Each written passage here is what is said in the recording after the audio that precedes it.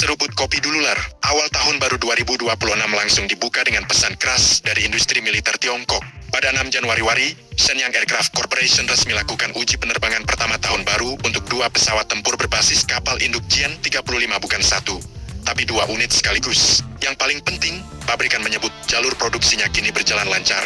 Artinya jelas, ini bukan lagi pesawat konsep atau uji coba terbatas, melainkan jet tempur yang sedang dipersiapkan masuk kekuatan tempur nyata Angkatan Laut China. Jian 35 adalah jawaban Tiongkok atas masalah lama mereka di laut, yaitu dominasi udara berbasis kapal induk. Selama bertahun-tahun, kapal induk China hanya mengandalkan J-15 pesawat besar, berat, boros bahan bakar, dan yang paling fatal, tidak siluman.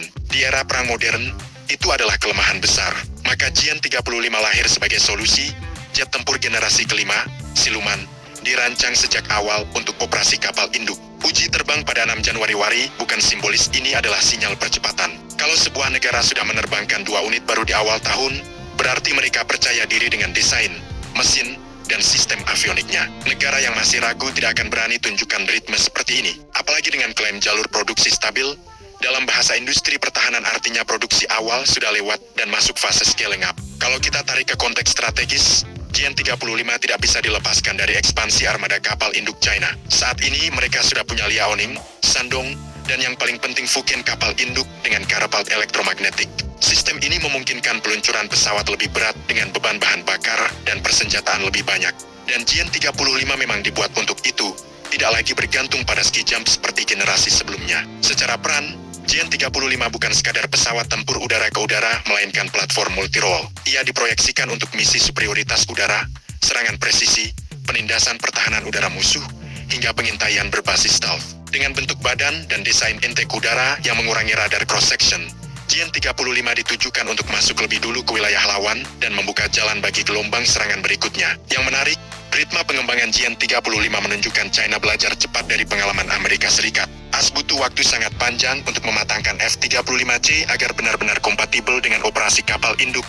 Namun China tampaknya berusaha memangkas fase itu melalui uji terbang intensif, produksi paralel, dan integrasi langsung dengan armada kapal induk baru. Ini mengubah keseimbangan kekuatan di Pasifik Barat. Selama ini, keunggulan utama US Navy adalah kombinasi kapal induk dan jet siluman F-35C. Dengan Jian 35, China mencoba menyamakan level, bahkan di beberapa aspek bisa jadi lebih agresif karena produksinya cenderung lebih cepat dan masif. Jangan lupa, Jian 35 tidak berdiri sendiri. Ia akan didukung oleh sistem peringatan dini udara, drone pendamping, peperangan elektronik, dan jaringan sensor laut udara China yang terus diperluas. Jadi ini bukan soal satu pesawat, melainkan ekosistem tempur laut modern. Fakta bahwa uji terbang dilakukan di awal tahun juga punya pesan psikologis. China ingin menunjukkan bahwa 2026 bukan tahun transisi, tapi tahun percepatan. Produksi yang berjalan lancar berarti mereka sedang mengejar kuantitas sekaligus kualitas. Kalau tempo ini dijaga, dalam beberapa tahun ke depan 1 atau 2 kapal induk China bisa beroperasi dengan wing udara siluman penuh, sesuatu yang dulu hanya dimiliki Amerika.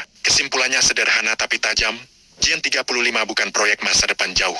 Ia sedang dipersiapkan untuk operasi nyata, dan uji terbang 6 Januari adalah penanda bahwa China siap mendorong kekuatan lautnya ke level baru. Pasifik Barat akan semakin padat, kompleks, dan berisiko. Dan buat negara-negara lain, termasuk di Asia Tenggara, ini adalah sinyal bahwa perang laut modern ke depan akan ditentukan oleh siapa yang menguasai udara dari laut. Kalau menurut kalian, apakah Jian 35 bisa benar-benar menandingi F-35C di laut lepas? Jangan lupa subscribe, like, dan komen di bawah sambil ngopi.